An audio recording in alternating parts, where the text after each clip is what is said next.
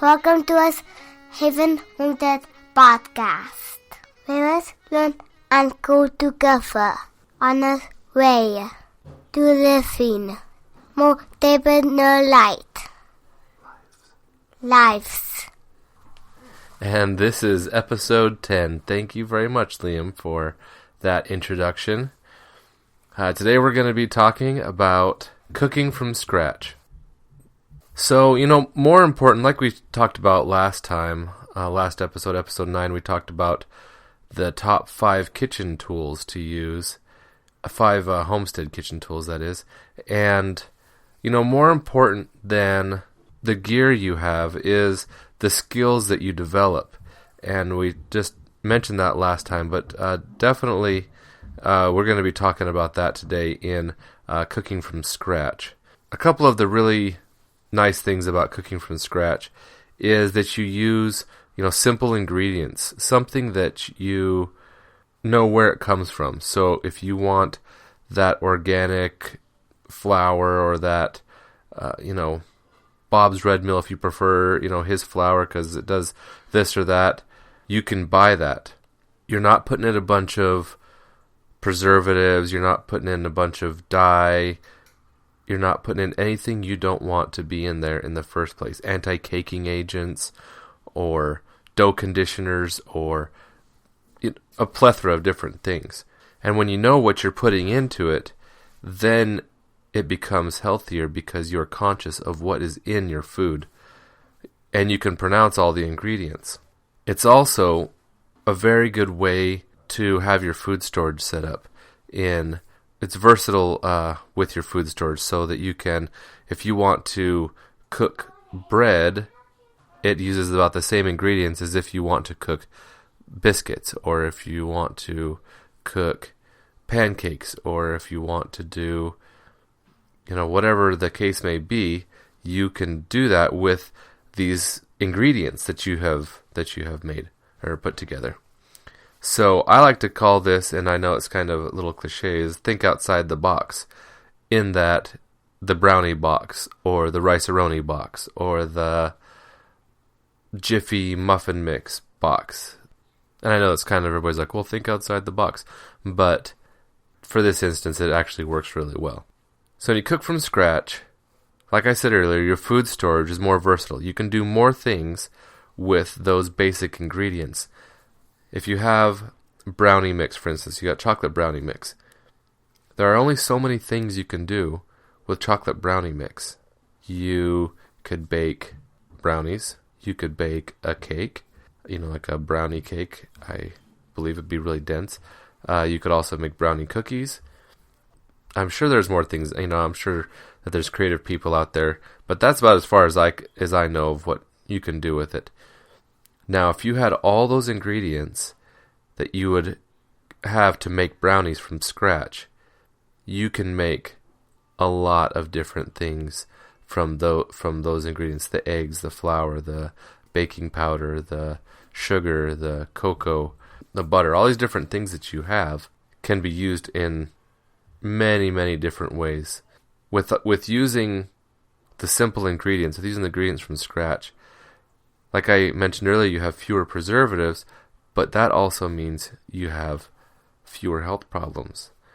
And because there's not all that weird stuff in your food that you didn't put there, you get better digestion. You'll have a healthier body as a result of it.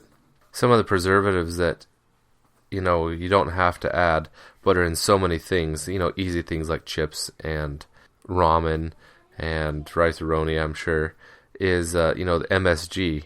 And the MSG is the excitotoxin that affects the nerve cells in your brain. It overexcites them and can cause permanent damage. And I know there's several people that have talked to me about it when I was learning about excitotoxins, monosodium glutamate, when I was learning about it in anatomy and physiology for college.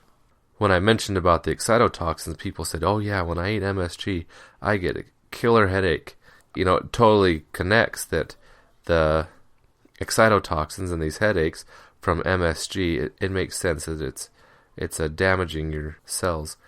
Also, high fructose corn syrup, dyes that could be potentially hazardous, isolated soy proteins, or, there's just so many things that they put in our food that you wouldn't put in your food if you were to make something from it.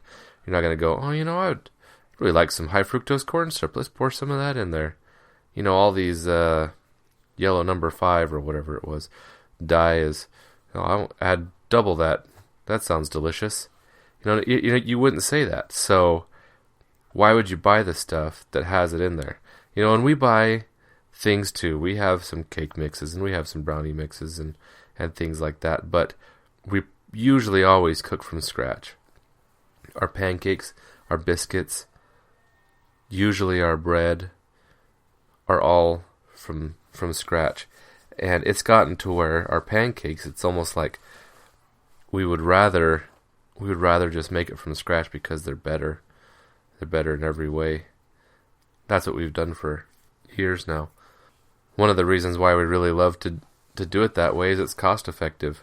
You can make a much, much bigger batch of food with the same dollar amount as you would if you bought it. So what I mean is, if we go to McDonald's or Carl's Jr., I like to go Carl's Jr., for us 4, and typically the kids only get like a one thing of the stars, the chicken nuggets sort of thing. All they do is they get a 9 piece of stars, and we give them each 4.5, and that's enough for the kids since they're still small. Even with that, so 3 meals, we're still looking at $16 to $20. Now, if you went to the supermarket and you bought buns and hamburger and lettuce and a tomato and an onion, a pound of burger, say, is $3, or it just depends on what grade of beef you want. $5 or something like that. And the buns, you can get a packet of buns for $1 or something. So, you can get all these ingredients and save yourself money and probably have a lot more food when you're done with it. A lot more food when you're done cooking. And it's not just a 3 meal, $20 isn't just going to buy you 3 meals worth of ingredients. It's going to buy you a lot more than 3 meals. When we cook dinner, there's almost always some left over, which of course becomes my lunch for the next day. But I don't even want to think about trying to eat fast food burgers the next day, for leftovers, because there's probably not going to be any leftovers, because you don't get much more than what you went in to pay for.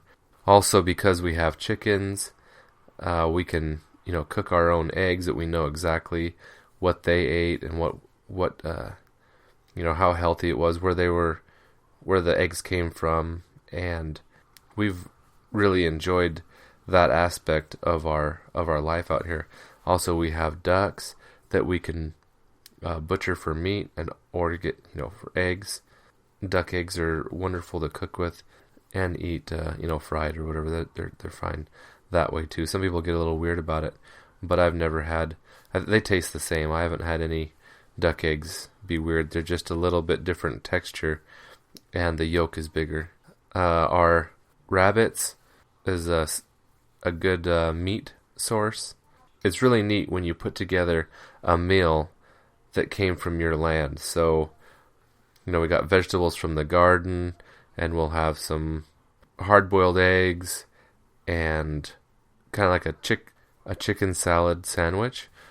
But instead of using chicken, we use canned rabbit, and it tastes just the same, and it's really good. So, in the summertime, there's a better possibility or better opportunities for us to eat from the things we produced, just because of the availability of the different foods. But it is really a really neat opportunity when you look at your meal and see that everything is you made. And if you're not used to cooking from scratch, and if you made something from scratch, if you made the bread from scratch and whatever the meal that you're having, the first time you make it from scratch, or the first time that you start trying to cook from scratch is very fulfilling. It is really awesome. It gives you a new sense of independence, and I believe that is a very important skill to have. I think that, like I said at the very beginning, the skills you have are more important than the things you have. So if you have all of the most high-tech cooking gadgets in your kitchen, or all of the high-tech survival or prepping gear, but have never used it, have never actually made a fire in a rocket stove, or never actually did something that took some skill, then what good is it to have the things that you don't know how to use? Or, the instruction book that will only get you so far. So Lindsay's been making a meal plan so that we can buy the ingredients for our dinners early on. We don't make our own noodles. We have made our own noodles for chicken noodle soup, but like for spaghetti or something, we don't make our own noodles. That is a plan in the future. But as it is right now, Lindsay makes meal plans. So say Tuesday we're having spaghetti for dinner, and we'll have sandwiches for lunch and oatmeal for breakfast. So now Lindsay knows that she can pick up, when she goes grocery shopping, make sure there's enough oatmeal in the pantry, and if not, that's something we need to pick up. Make sure that we have the ingredients to make bread, and the things we want to put on the bread, and all of the ingredients, so she can just look through and make her shopping list from the meal plan. It requires a little more thought and preparation, but she definitely finds, she was helping me get this the notes ready for this show, so she definitely finds it's definitely worth it. She really enjoys it. Some of the things that are commonly, a quick list here, commonly made from a box, but that you can make from scratch. And she wrote down this list of things that we've made, and we make on a regular basis from scratch. Biscuits, like I said earlier, pancakes, cornbread, homemade cornbread. I just want to pause there. Homemade cornbread is so much better. It just is mind-blowingly night and day better than the stuff from a box. If you can put some real cream of corn in there, or it's just so much better. Cookies, brownies, cakes, pizza. Lindsay makes a wonderful homemade pizza. Gravy. And the thing with gravy is the gravy packets are, brown gravy mix. Gravy is so easy to make. It's just crazy to me that people have never made gravy. They just, throw in some hot water and gravy mix, or put some gravy mix in water and cook it on the stove, however you do it. But if you're cooking meat, if you're cooking a turkey, then you just take the drippings out and you put that for the gravy, and you mix in a little bit of spices and maybe boil it down a little bit so it's a little thicker. But gravy is super, super easy to make. Add a little salt, maybe a little thickening of some sort, whether you do cornstarch or flour, and it's easy. It's so easy. Soups from scratch. Stir fry, we really like to do stir fry.